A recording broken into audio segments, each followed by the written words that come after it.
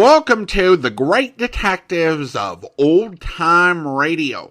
From Boise, Idaho, this is your host, Adam Graham. If you have a comment, email it to me, box13@greatdetectives.net. Follow us on Twitter at Radio Detectives and check us out on Instagram, instagram.com/Great Detectives. If you're enjoying this podcast, please follow us using your favorite podcast software. And I want to encourage you to check out our other podcasts, and I'm highlighting our newest effort, the Old Time Radio Snack Wagon.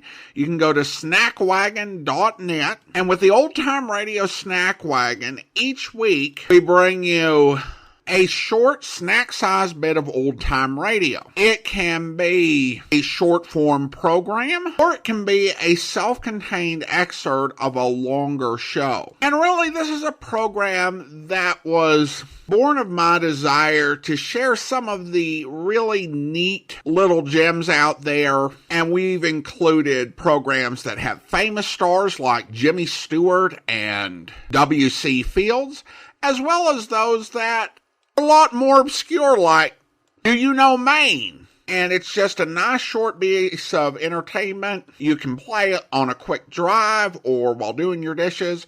If you don't have a lot of dishes, I guess. Check it out at snackwagon.net. Well, we're going to get into this week's Yours Truly Johnny Dollar Serial. Now, as always, if you would rather listen to all 5 episodes of the serial together, then you can pause the podcast now and then come back on Friday when all 5 episodes are available. But now, July 16th and 17th, 1956, here is The Star of Capetown Matter, episodes 1 and 2. From Hollywood, it's time now for Johnny Dollar.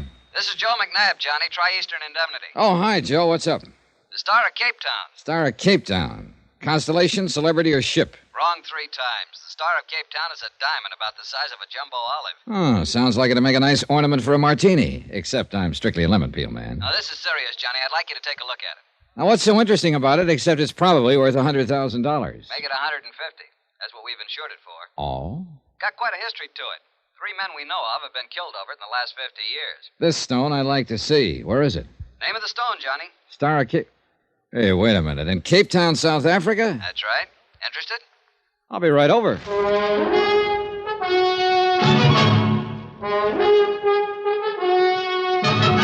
Tonight and every weekday night, Bob Bailey in the transcribed adventures of the man with the action-packed expense account, America's fabulous freelance insurance investigator. Yours truly, Johnny Dollar.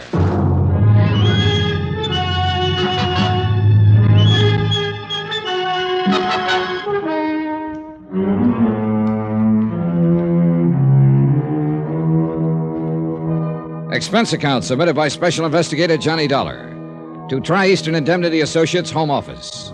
Following is an accounting of expenses incurred during my investigation of the Star of Capetown matter. Expense account item 1, $1.50 cab fare from my apartment to the office of Tri-Eastern Indemnity Associates. Joe McNabb was waiting for me. Sit down, Johnny. Thanks. So what about the Star of Capetown? Sounds interesting. You're interested, we're worried. What about it? Ever hear of Andrew Lanning Forbes III? Forbes. Seems to me I've seen his picture in the papers a couple of times. International playboy type, isn't he? That's the one. He owns the Star of Capetown now, inherited the stone after the recent death of his aunt. So? Johnny, like I told you, we've got that diamond insured for $150,000.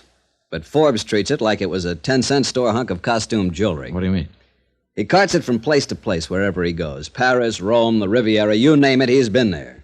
And so has the Star of Capetown. Ooh, you mean that he keeps it in hotel safes, stuff like that, but that isn't good enough. We want him to put it in permanent custody somewhere. Yeah, I see your point. But he won't seem to listen to reason. And right now, it's a particularly bad period for us. How come? Forbes seems to be in one of his party-giving moods. He has them every once in a while. About 3 weeks at a time, a big party every night wherever he happens to be. Then he quiets down for a month or 2. Yeah, probably resting up. But how come he's in Cape Town now? Who knows? Who knows why he goes anywhere he does? Oh, brother, sounds like a real character. Yeah, but what we want you to do is to talk him out of being a character long enough to put that diamond in a safe place and to keep an eye on it until he does. We got a plane reservation for you tonight at midnight. Tonight? Now, just a minute. Now, look, if it's the money you're worried about, don't be. This means a lot to us. We're willing to pay accordingly.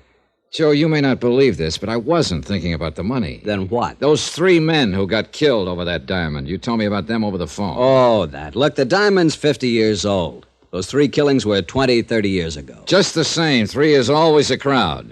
And I wouldn't like to see it increase by 1. Expense account item 2, $360 cab fare to my apartment to pack and then to the airport, where Joe McNabb met me and told me 3 tired jokes in 2 minutes in a very subtle attempt to keep my mind off the 3 dead men as he gently steered me to the plane. Item 3, plane fare to Capetown, South Africa.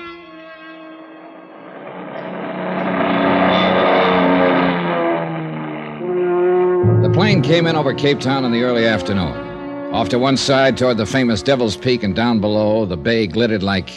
Yeah, it looked like everything was trying to remind me of that diamond. As if I could forget a stone worthy of $150,000 in the lives of 3 people.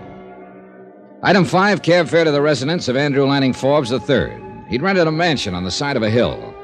I was ushered onto a terrace overlooking the city and the bay.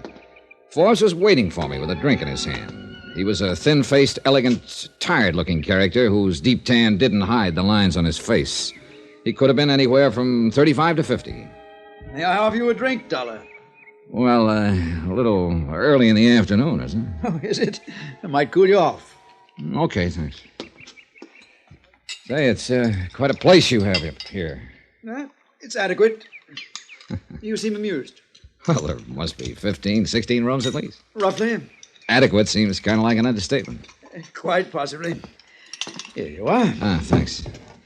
Look, Dollar, it was very thoughtful of the insurance company to send you all the way down here, but also it was, wouldn't unnecessary be the word?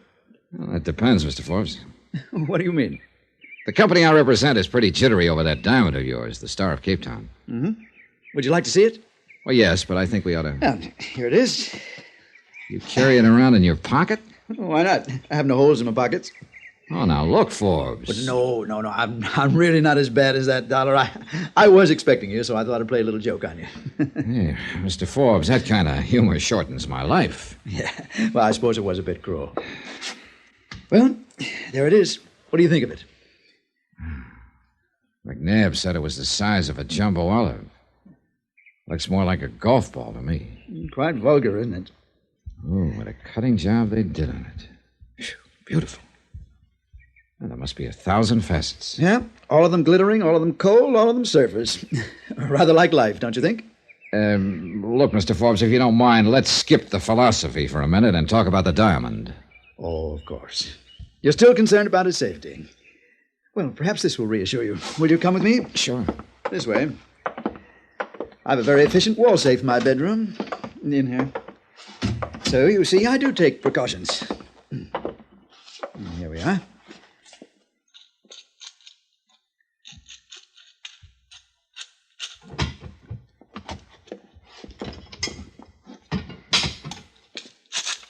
There. Are you reassured now? No. Your bedroom opens off the terrace. It'd be too easy for somebody to get at that safe. Very well, Mr. Dollar. After tonight, I shall place the diamond in a bank vault. That's the best news I've had all day. Yes. Tonight's party will be my last for a while. Party? For Agatha. Who's Agatha? Oh, she's my elder sister. She's on a world tour arriving here in Capetown later this afternoon. I'm going to surprise her. Hey, wait a minute. You came all the way here to Capetown to throw a surprise party for your sister? Well, I wasn't doing anything else at the moment. Why not?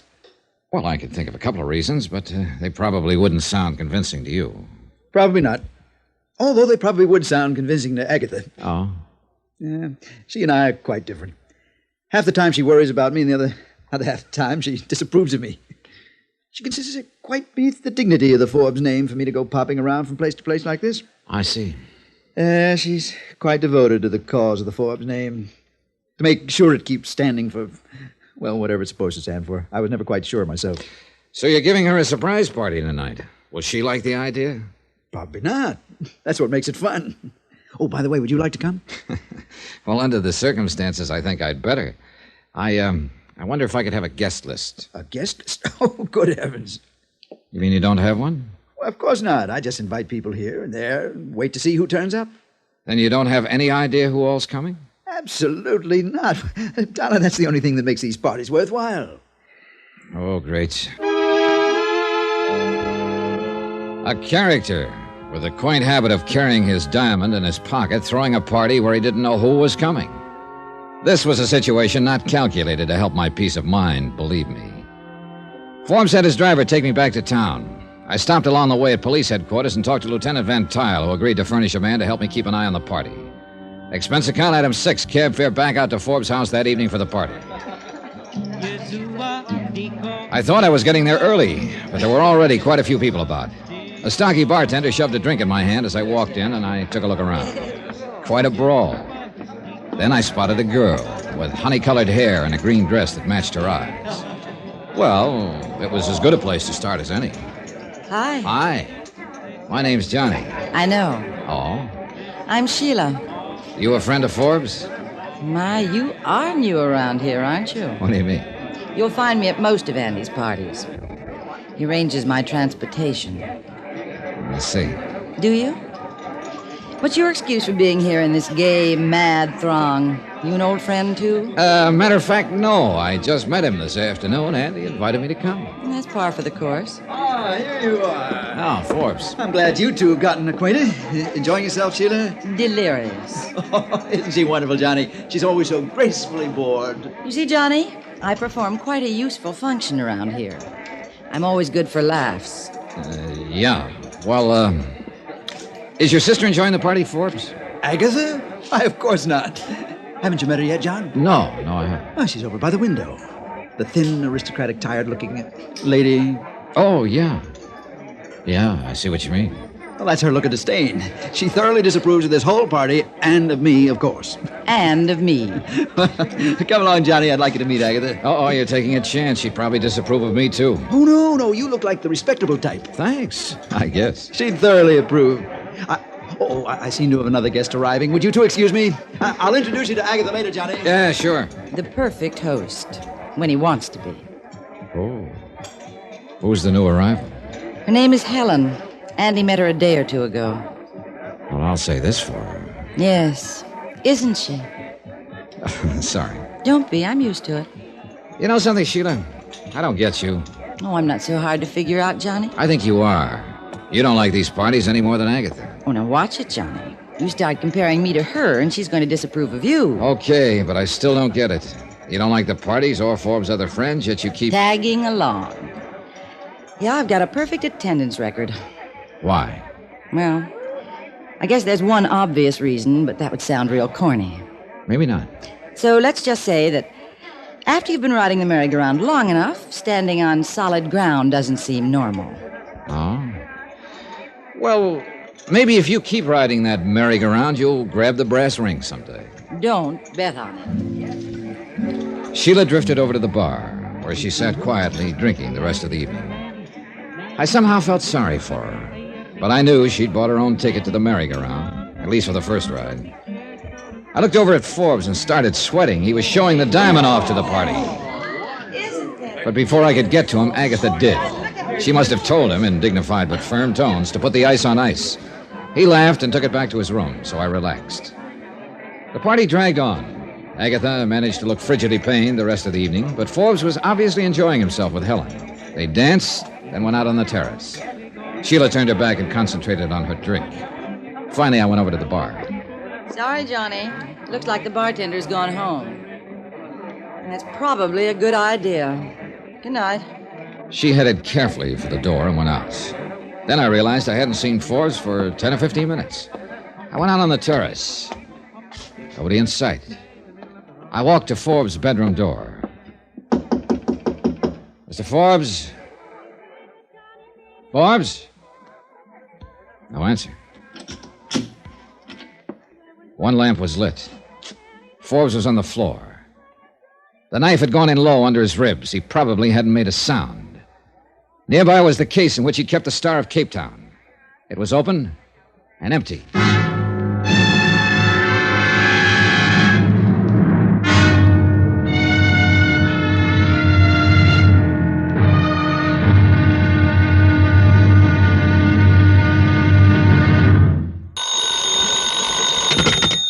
Johnny Dollar. This is Lieutenant Van Tile of the Cape Town Police, Mr. Dollar. Oh, yeah, Lieutenant. I've been trying to get you. Anything new on the Forbes murder? I'm afraid not. How about the diamond? It's still missing. Oh, so far we're batting 0. Any suspects? Oh, yes, indeed. Who is it? Not it, Mr. Dollar. They. What do you mean, Lieutenant? How many guests would you say were at Andrew Forbes' party last evening? 60? Then we have 60 suspects. Oh, great.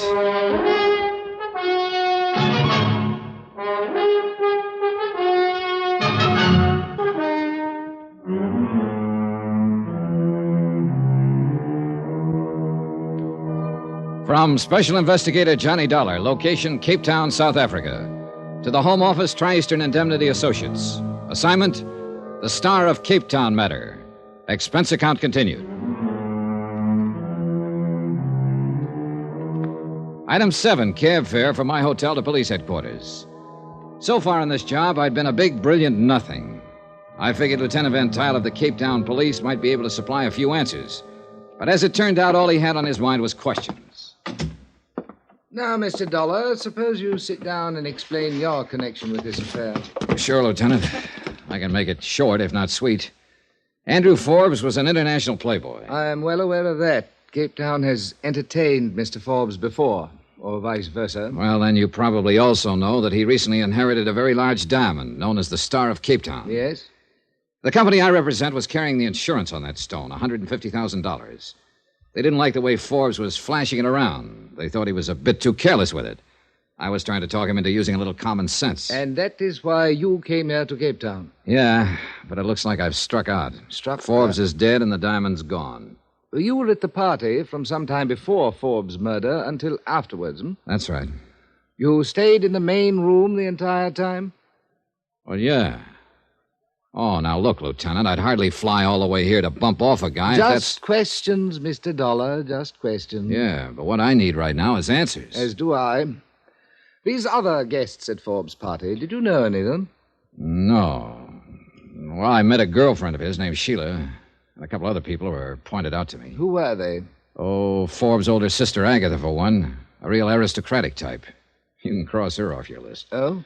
Yeah, she disapproved of Forbes, all right, but not to the extent of sticking a knife in him, I'm pretty sure. It would have been beneath her dignity, if nothing else.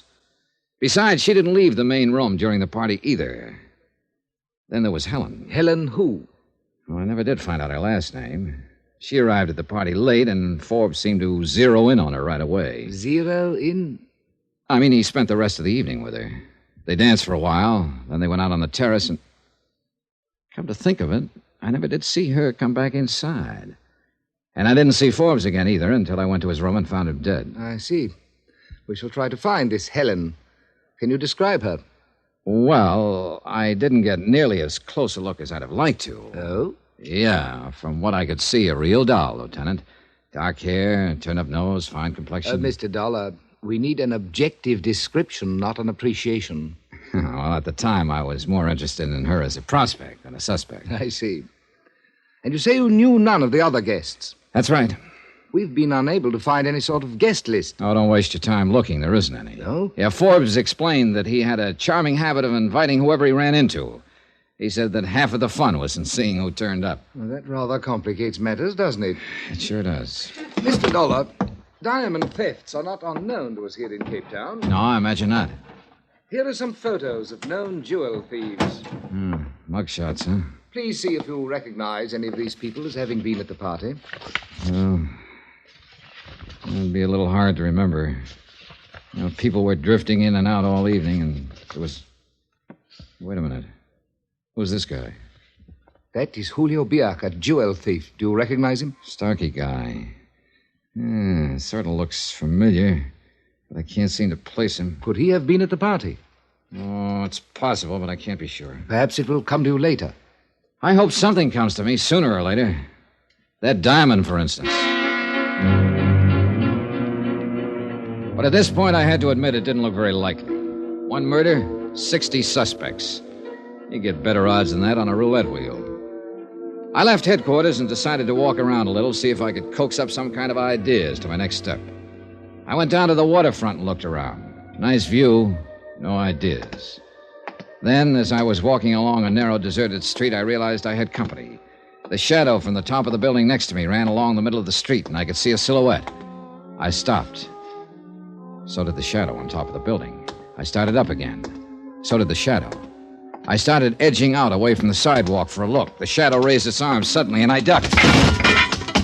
A large building tile crashed to the sidewalk right where I'd been a second ago. I jumped for a rickety fire escape over my head and scrambled up to the roof. Nobody in sight. The roofs stretching out in all directions. Warehouses, loading sheds. Whoever it was could have been a block away by now. Pretty ironic. Somebody trying to take me out of the ball game when I didn't even know which team had the ball.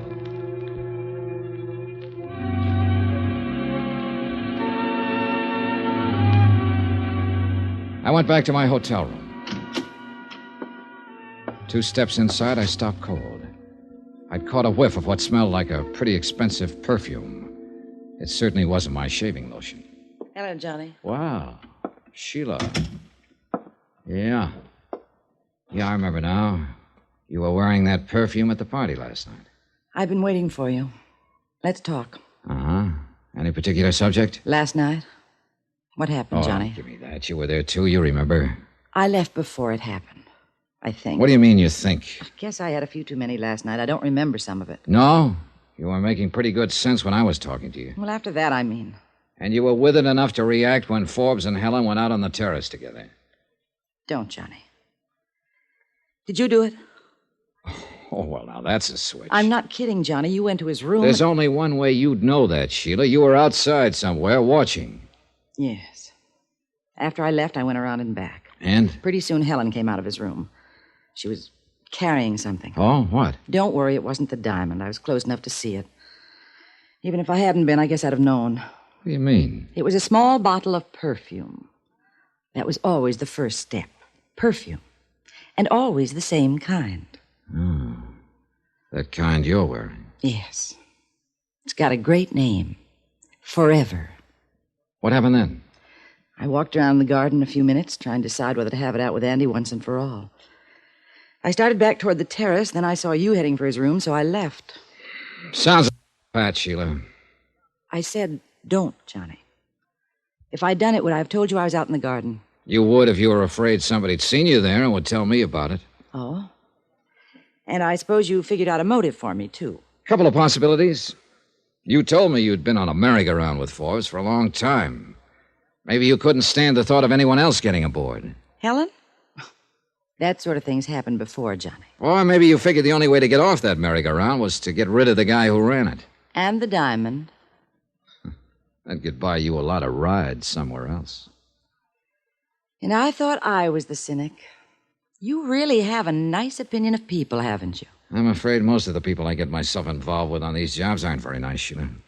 I didn't do it. All right, if you didn't, I'm sure Lieutenant Van Tile will find out. I know. I'm on my way there now. Oh? He phoned me an hour ago. I thought I'd stop by and talk to you before I went. Johnny, you don't really think I could do a thing like that, do you? I guess not, Sheila.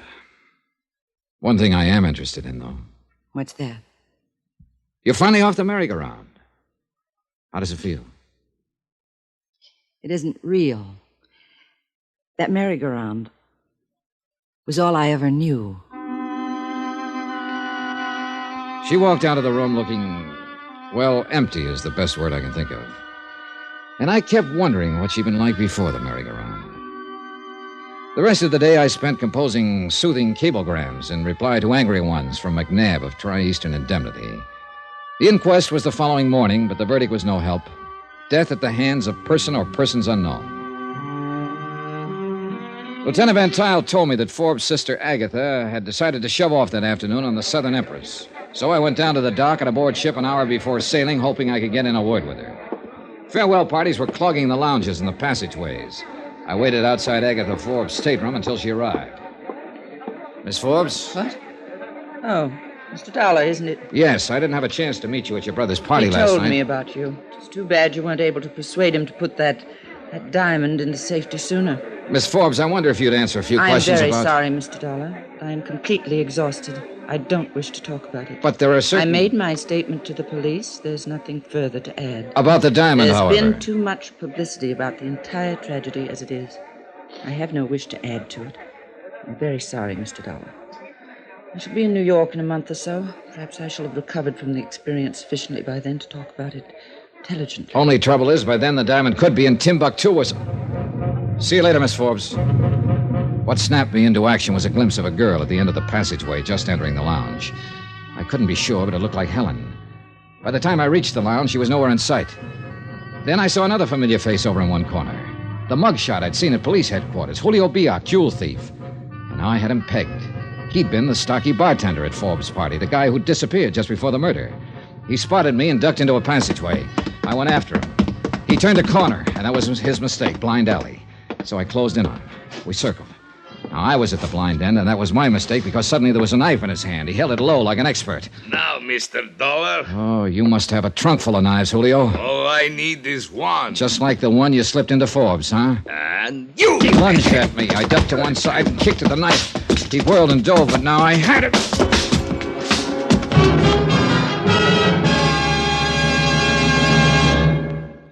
I'm glad you had him sent ashore and locked up, Mr. Dollar. It may be you have found our killer. But not the diamond, Lieutenant. It was not on him, eh? Nowhere. And that can mean just one thing. Either Julio was working with somebody who's sailing on the Southern Empress, or he's after somebody aboard who has the diamond. In that case, Mr. Dollar... In that case, the Southern Empress is going to have another passenger, me.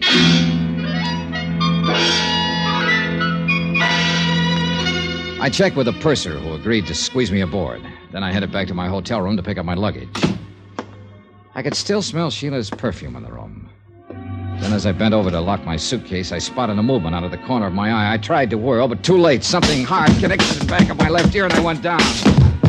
And out.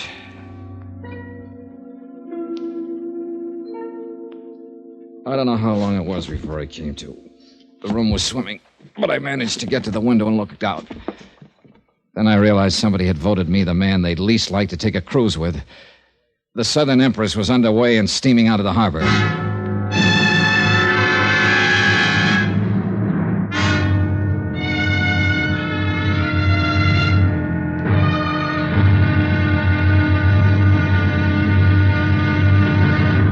Now, here's our star to tell you about tomorrow's intriguing episode of this week's story. Tomorrow, I take a trip, all right. A one-way trip. Join us, won't you? Yours truly, Johnny Dollar.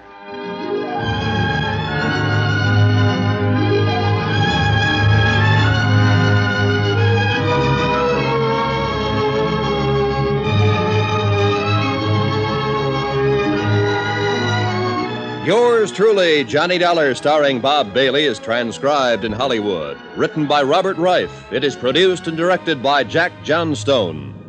Be sure to join us tomorrow night, same time and station, for the next exciting episode of Yours truly, Johnny Dollar.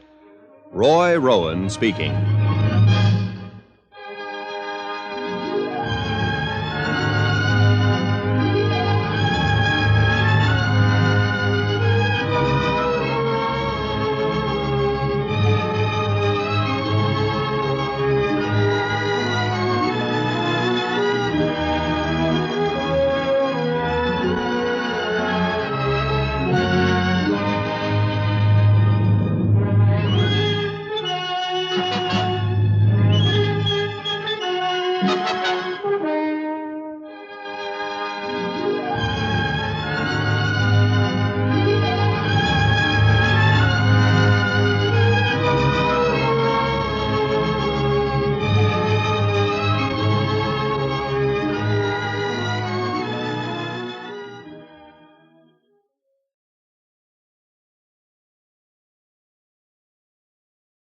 Overall, a solid start to the serial. Johnny Dollar is a series that really should have done more international adventures. And so I'm thrilled that we're doing that in this episode. And of course, given Robert Reif's writing on Dangerous Assignment, this is definitely something he would be comfortable with. Since Reif is writing this, I am waiting for a character who is a snap salesman who is obsessed with playing Crazy Eights. But barring that, I think it's definitely an open question as to who took the diamond. I'm definitely intrigued by the mystery and eager to find out what happened, because this is one where I don't remember how it turned out. Now, of course, the different writers have different styles and approaches, but it's kind of weird to go from a story where Johnny didn't eliminate the victim's uncle, despite there being no reason to suspect him until the end of the case, to Johnny being willing to tell Sheila in episode 2 he doesn't think that she was capable of murder, despite her having been the long-term girlfriend of the victim who had repeatedly cheated on her. I suspect that the basis of Johnny's professional judgment in this case is that Sheila is significantly more pretty than Jed Bramler. I guess we'll find out in future episodes whether that was a solid basis for deduction. Well, now we turn to listener comments and feedback, and we go to our listener survey, and We start with a comment from Kenneth in Georgia, who writes, I found radio detective shows during the lockdown. I started with 21st Precinct. I found you and I'd listened to every episode, and I wanted more. I found you and the Johnny Dollar radio show. Now I've found your podcast. I love all the different shows. Well, thanks so much, Kenneth. And it's interesting to hear you reference finding the show during lockdown, because there were some other growth things. For example, on Patreon, we've been doing Patreon for about 5 years prior to the first COVID lockdown. And I kind of suspected we would end up losing Patreon supporters just to people running into financial difficulties. But Patreon actually started to grow during that period. Next, we've got a comment from Rebecca, who writes, look forward to Johnny Dollar and Adam's breakdown of the episode. And she's writing from Delaware. And then Chris writes from Niagara, been listening for a few years, enjoy Adam's entertaining takes after each episode. And Dan in Beaverton, Oregon writes, love this collection. Well, thanks so much, Dan. I definitely appreciate it. Well, now it's time to thank our Patreon supporter of the day. And I want to go ahead and thank Rose. Rose has been one of our Patreon supporters since June, currently supporting the program at the Shamus level of $4 or more per month. Thank you so much for your support, Rose. And that will do it for today. If you're enjoying the podcast, please follow us using your favorite podcast software. We will be back on Friday with the conclusion of this week's Yours Truly Johnny Dollar serial. But join us back here tomorrow for Dangerous Assignment, where suddenly the salon door swings open. A short, heavy-set gent stands there with a mask over his face, a .45 in one hand, a small satchel in the other. Hi. What are you doing? What's it? Shut up, sister. This is a heist. A heist? What is it he's talking? A stick-up, Yolanda. A hold-up. There's the bag, gents. Let's have your wallets, watches, rings, anything that'll bring a buck. Dump 'em in there. Now, just a minute, sport. Let's get with it. Ain't got all night. You first, Mac. Sure. Only call me George, huh? That's me, sport. George! Oh! Okay, George, get up. And don't try that again, see? I don't try. Next one of you gents who gets funny winds up with a slug in him. Now, come on. Shell out. I hope you'll be with us then. In the meantime, do send your comments to box13@greatdetectives.net. Follow us on Twitter at Radio Detectives, and check us out on Instagram, instagram.com/Great Detectives. From Boise, Idaho, this is your host, Adam Graham, signing off.